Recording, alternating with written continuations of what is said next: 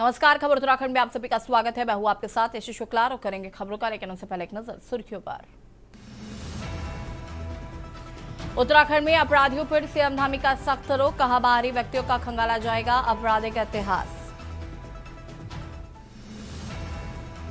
लक्सर में अब्दीपुर में फिर हुई जमीन की पैमाइश, कई बार मापजोख फिर भी नहीं हटे कब्जे। हाईकोर्ट के आदेश पर जारी कार्रवाई, कब्जाधारियों की सूची एसडीएम को भेजी जाएगी।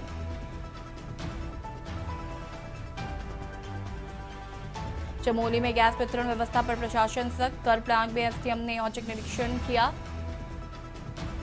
ऋषिकेश में आवारा गौवंश पर प्रशासन सख्त, सीडीओ अभिनव शाह ने सौंपी जिम्मेदारी, निगम और पशुपालन विभाग मिलकर करेंगे कार्रवाई।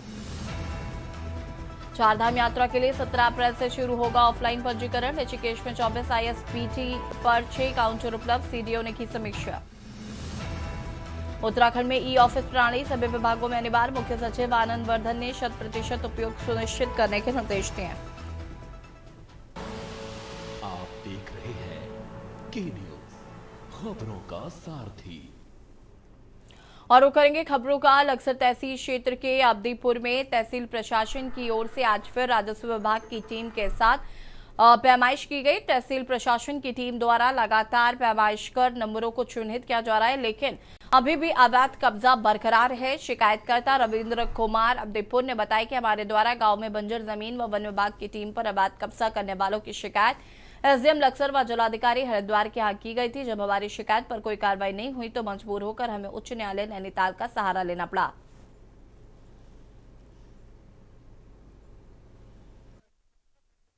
तो पहले लगभग 1.5 महीने से चल रही है। पहले वित्तीय लगभग अब हुई 2-3 दिन से लगातार ही चल रही है। लेकिन मुझे तो ऐसा लग रहा है पैमाइश में कब्जे भी पाए जा रहे हैं, काफ़ी लोगों के पाए जा रहे हैं, लेकिन वन विभाग की भूमि अभी तक क्लियर नहीं हुई। न 216 नंबर खसरा जो हो गया वन विभाग का, और 207 नंबर भी जो वन विभाग का वो भी क्लियर नहीं किया इन लोगों ने। और आज मुझे तो ऐसा लग रहा है अभी भी खाना पूर्ति ही कर रहे हैं, कब्जे काफ़ी पाए जा रहे हैं। पहले इन लोगों ने जो था गन्ने काट लिए। हम लोगों ने जितने बंजर के नंबर थे और हमारे नदी के नंबर थे, कुछ वन विभाग के थे, टोटल नंबर हमने कंप्लीट कर दिए हैं ट्रेस करके, और उनकी लिस्ट बढ़ा ली जिन लोगों ने अवैध कब्जे किए हुए हैं। कुछ लोगों ने इसमें गन्ना भी बो रखा है, अभी गन्ने बोए हैं, कुछ ने फसल गेहूँ की भी लगा रखी है, और कुछ एरिया खाली भी पड़ा है नदी के रूप में जो पड़ा है। नदी इन टोटल नंबरों की हमने एक लिस्ट बना ली है, जिन जिन लोगों के कब्जे हैं उनके नाम नोट कर लिए हैं। हमारी जो पैमाइश पूर्व लगभग 10-15-20 दिन पहले हो चुकी थी, वही हुई है। उसके बाद वन विभाग के किसी भी खसरे को अभी तक नहीं छेड़ा गया है। जो भी खसरों की पैमाइश हो रही है वो राजस्व विभाग के अपने खसरे नंबर हैं, हमारी कोई पैमाइश उसमें अभी नहीं हुई। चमोली जिलाधिकारी गौरव कुमार के निर्देशों के क्रम में जनपद में उपभोक्ताओं को सुरक्षित एवं पारदर्शी गैस वितरण सुनिश्चित करने के उद्देश्य से उप जिलाधिकारी सोहन सिंह रांगड़ ने कर्णप्रयाग में होटलों गोदामों में निरीक्षण किया है। निरीक्षण के दौरान गैस एजेंसी का एरिया मूवमेंट प्लान अव्यवस्थित पाया गया, साथ ही गैस वितरण पर्चियों के रखरखाव में सुधार की आवश्यकता पाई गई है। इस पर एसडीएम ने एजेंसी संचालकों को निर्देशित किया है।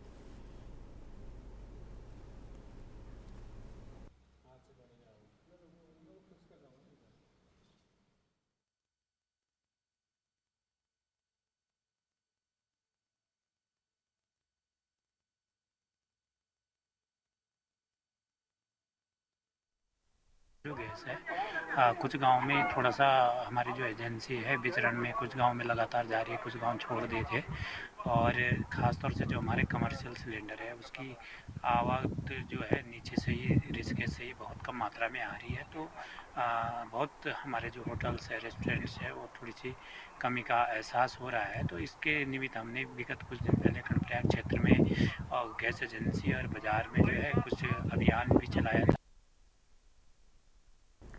ऋषिकेश क्षेत्र में सड़कों पर घूम रहे निराश्रित और आवारा गौवंश से बढ़ रही दुर्घटनाओं को देखते हुए प्रशासन ने ठोस कदम उठाए हैं।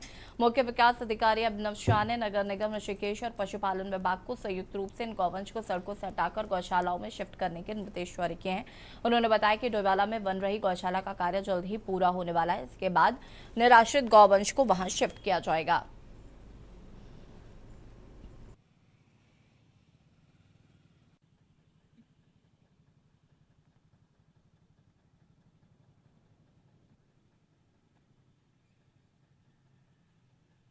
मैं ये कहना चाहूँगा कि जैसे जो हमारे गौवंश जो निराश्रित गौवंश है उसके लिए यहाँ पे हमारी फैसिलिटीज़ डेवलप हो रही है। डोईवाला के में हमारी एक बहुत बड़ी फैसिलिटी डेवलप हो गई है जिसका काम जल्दी शुरू होने वाला है। बजट हमारे पास आ गया है। तो और जो हमारा पशुपालन डिपार्टमेंट है उनको हम स्ट्रेंथन कर रहे हैं, उनको एडिशनल हम गाड़ियाँ भी दे रहे हैं, तो उससे हमारे हेल्प होगी। बाकी नगर निगम को भी हमने कहा है कि इसमें जो भी, क्योंकि हमारा एक गौशाला डेवलप हो रही है तो वहाँ पे जो भी निराश्रित गौवंश होंगे उनको शिफ्ट करने के लिए प्रयास किया जाएगा।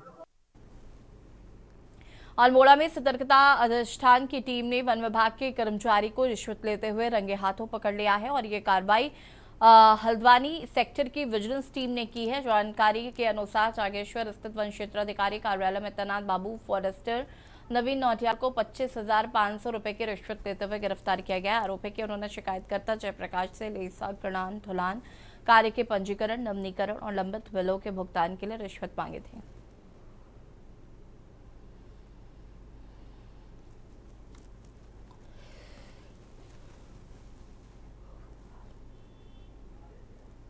देखिए, एक जिस दिन ये घटना शनिवार की है, जिस दिन मैं देहरादून से लौट रहा था तो मेरे संज्ञान में एक मामला आया था कि विजिलेंस हल्द्वानी के द्वारा एक हमारे फॉरेस्टर को जो है इसमें कुछ उत्कोच ग्रहण करते हुए पकड़ा है। उनके द्वारा इसमें कार्रवाई की गई है और संबंधित वन दरोगा को जो है वो अपने साथ लेके गए हुए हैं और उनके द्वारा इसमें आगे कार्रवाई की जा रही है। मामला अभी जो है न्यायालय में जो विचाराधीन है, तो वहीं से इसमें अग्रिम कार्रवाई की जा रही है। खटीमा में गेहूं की कटाई का सीजन शुरू होते ही गल्ला मंडी में हलचल बढ़ गई है। किसान अपना अनाज लेकर मंडी पहुंचने लगे हैं, लेकिन सरकारी तौल शुरू न होने से अन्नदाताओं की चिंताएं गहरा गई हैं। बरताने की कमी और स्पष्ट आदेशों के अभाव में किसानों को असमंजस में डाल दिया है। खटीमा मंडी में सरकारी कांटे तो लगा दिए गए हैं, लेकिन खरीद प्रक्रिया अभी तक ठप है। भारतीय किसान यूनियन के जिलाध्यक्ष मनजिंदर सिंह बुल्लर के नेतृत्व में भारी संख्या में किसान मंडी में एकत्रित हुए। किसानों का कहना है कि अगर सभी कांटे मंडी में ही लगेंगे तो दूर दराज के गांवों के किसानों को भारी दिक्कतों का सामना करना पड़ेगा।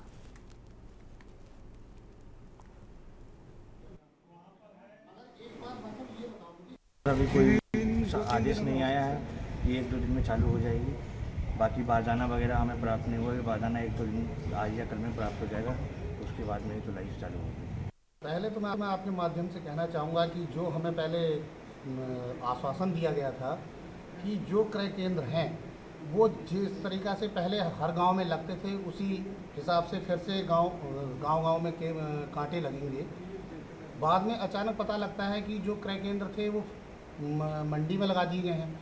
तो मेरा कहना है कि जो छोटे किसान हैं जिनका 10 कुंटल 20 कुंटल गेहूँ है और ये तेल और डीजल की जो किल्लत आ रही है, वो आदमी अगर ट्रैक्टर वाले से अगर किराया तय करता है तो ट्रैक्टर वाला जो 500 में आता था वो 1500 रुपये लेगा।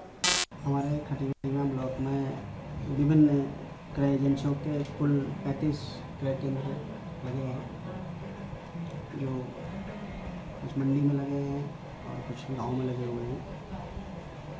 गेहूँ का समर्थन मूल्य 2585 रुपये प्रति कुंटल सरकार द्वारा निर्धारित किया गया है।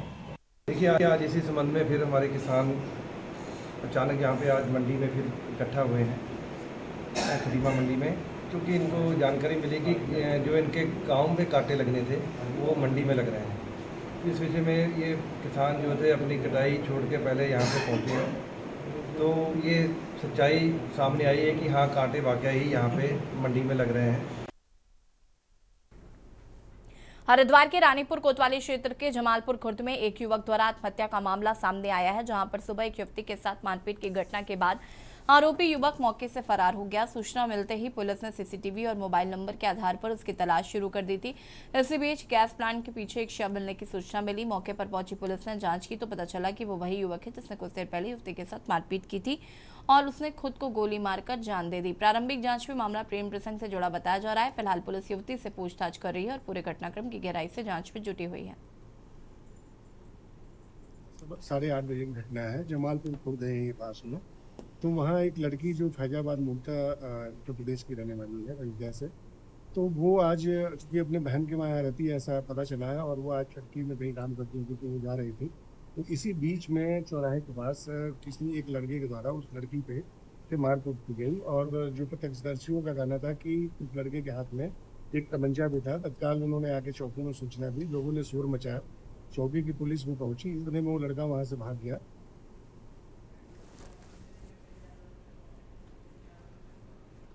और सीधे आपको उत्तर प्रदेश के लखनऊ ले चलते हैं, जहां पर सपा प्रमुख अखिलेश यादव क्या कुछ कह रहे हैं, सुन लेते हैं। 1 इंच नहीं बढ़ा पाए, 10 साल में बताओ 1 इंच बढ़ाई है उन्होंने मेट्रो, और वो कह रहे हैं कि हम गोमती में मेट्रो चलाएंगे, वाटर मेट्रो चलाएंगे। इनसे कोई उम्मीद मत करिए विकास की।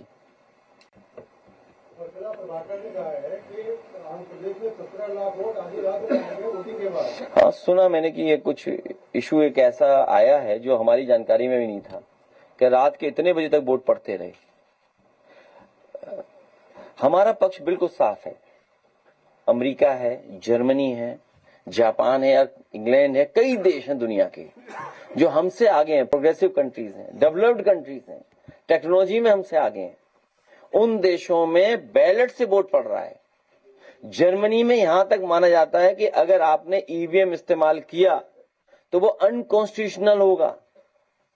ईवीएम इस्तेमाल अनकॉन्स्टिट्यूशनल है जर्मनी में। वहीं हमारे यहां बताइए ईवीएम है, वीवीपैट है, सीपीयू एक यूनिट है और न जाने क्या क्या है। हमारा पक्ष रहा है कि हम लोग बैलेट की तरफ लौटें, जिसमें कम से कम हम लोगों को दिखाई देगा, और जब ठप्पा हमारा गरीब मारेगा तो उससे गुस्सा कम से कम थोड़ा सरकार के खिलाफ निकलेगा। बटन दबाने से गुस्सा पूरा नहीं निकल पा रहा है।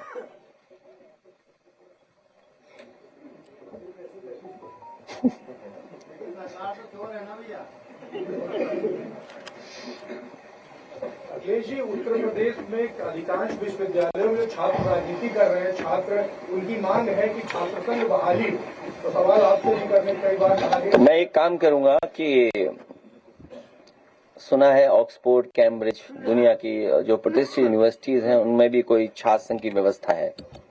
तो हम अपने सरकार बनने पर छात्र संघ के जो पदाधिकारी हैं उनका एक डेलीगेशन दुनिया की जितनी बेहतरीन यूनिवर्सिटीज हैं उनमें भेजेंगे और देख करके आए, अनुभव शेयर करें, और वहां के जो प्रतिनिधि हों उन यूनिवर्सिटी और कॉलेज का, उनकी कॉन्फ्रेंस लखनऊ में कराएंगे और उसमें आपको भी बुलाएंगे।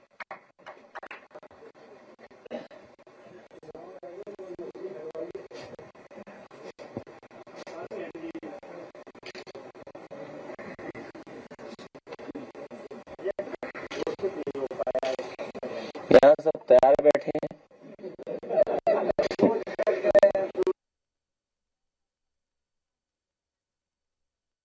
मुख्यमंत्री योगी आदित्यनाथ चुनावी जनसभा को संबोधित कर रहे हैं, क्या कुछ कह रहे हैं, सुनते हैं। 100 की भी हृदय से बधाई और मंगल में शुभकामनाएं आप सबके प्रति व्यक्त करता हूं। बहनों और भाइयों, असम की अपनी गौरवशाली परंपरा रही है। यहां की आध्यात्मिक और सांस्कृतिक परंपरा,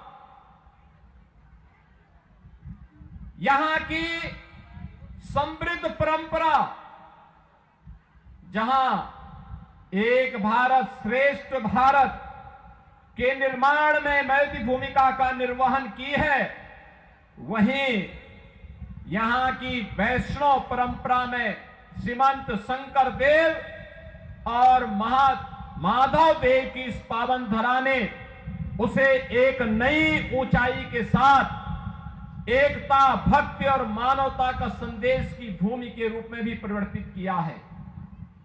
बहनों और भाइयों, यहां का काजीरंगा, यहां का नेशनल पार्क, ये दुनिया के अंदर राइनो के साथ साथ अपनी जैव विविधता के लिए भी जग विख्यात रहा है। और कौन नहीं जानता है, अहोम राजवंश ने इसी पावन धरा में विदेशी आक्रांताओं के छक्के छुड़ा करके अहोम की इस समृद्ध संस्कृति को एक नई ऊंचाइयों तक ले जा करके भारत की रक्षा करने में अपना योगदान दिया था। और उस समय अहोम राजवंश के महान नायक लचित बोरफुकन की अदम्य साहस, उनका शौर्य और पराक्रम हर भारतीय युवा के लिए सदैव एक प्रेरणा रही है।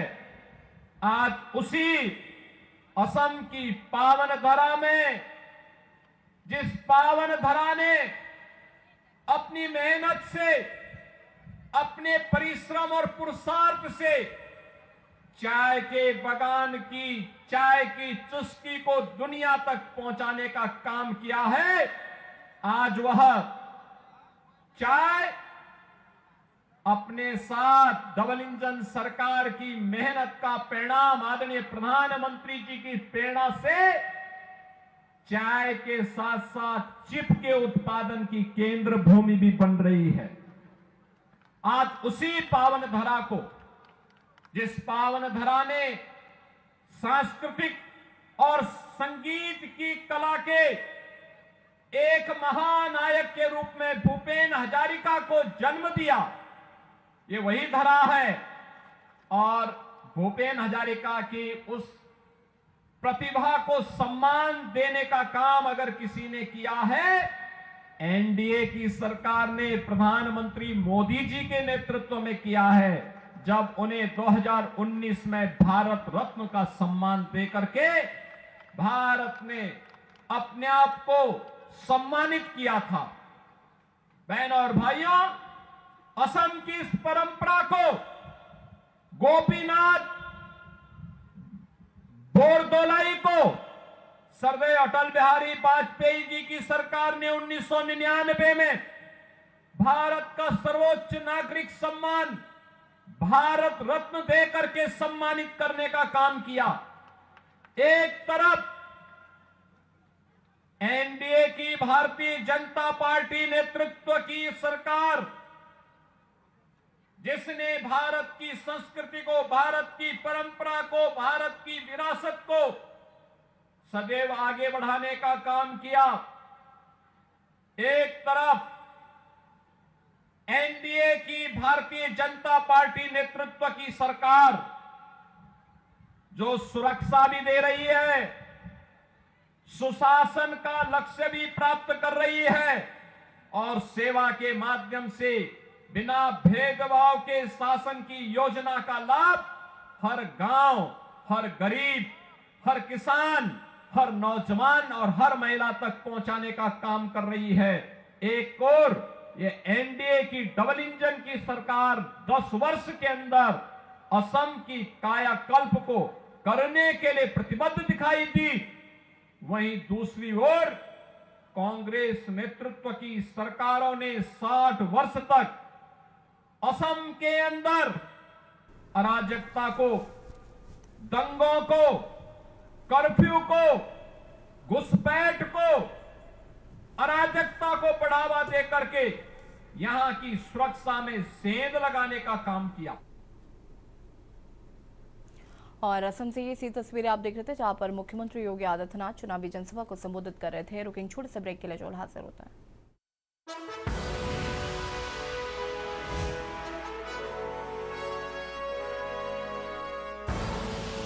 आप देख रहे हैं के न्यूज, खबरों का सारथी।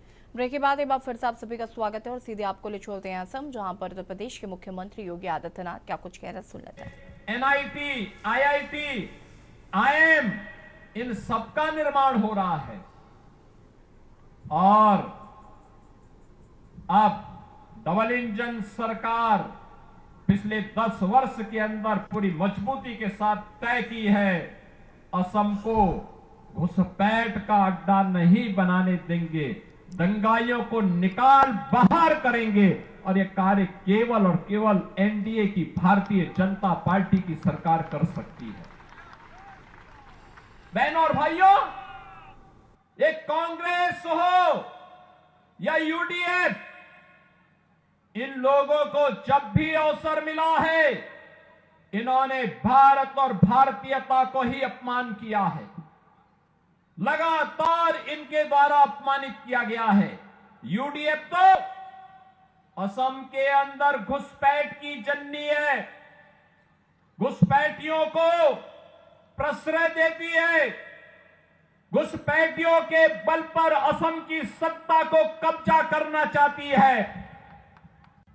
कांग्रेस उनके साथ सहयोगी बन करके असम की संस्कृति के साथ खिलवाड़ करने का काम कर रही है। लेकिन एनडीए की डबल इंजन की ये सरकार असम को असम की संस्कृति के साथ जोड़ करके असम की सांस्कृतिक धरोहर को सुरक्षित करते हुए उसका संरक्षण करते हुए एक एक घुसपैठी को असम की धरती से बाहर करके यहां की डेमोक्रेसी को चेंज करने की साजिश को विफल करने का काम अगर कोई कर रही है तो डबल इंजन की एनडीए की असम की सरकार कर रही है। वह विरासत का सम्मान भी कर रही है और असम के अंदर बेहतरीन विकास का काम भी कर रही है। बहनों और भाइयों, ये काम केवल मोदी जी के मार्गदर्शन और नेतृत्व में डबल इंजन की एनडीए की भारतीय जनता पार्टी की सरकार ही कर सकती है। देश के अंदर जहां जहां भी एनडीए की बीजेपी की गवर्नमेंट है, बीजेपी ने वह करके दिखाया है। याद करिए, अयोध्या में उत्तर प्रदेश के अंदर राम जन्मभूमि के लिए आंदोलन चलता था। असम से भी राम भक्त जाते थे, हम नारा लगाते थे, राम लला हम आएंगे, मंदिर वहीं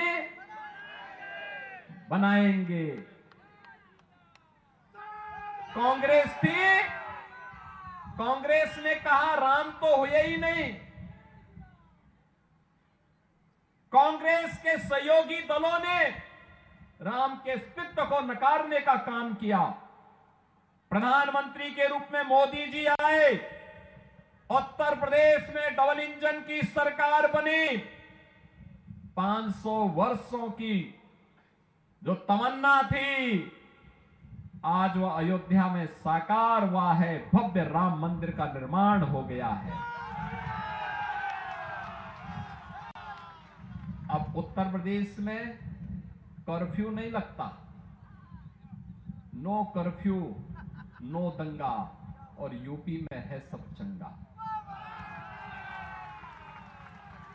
अब वहां दंगा नहीं है, वहां कर्फ्यू नहीं है, वहां सड़कों पे कोई नमाज नहीं पढ़ सकता।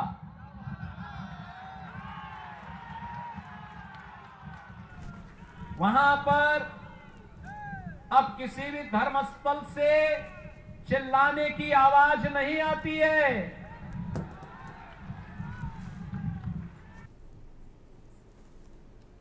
और खबर उत्तराखंड में फिलहाल इतना ही। देखते रहिए न्यूज़ इंडिया। नमस्कार।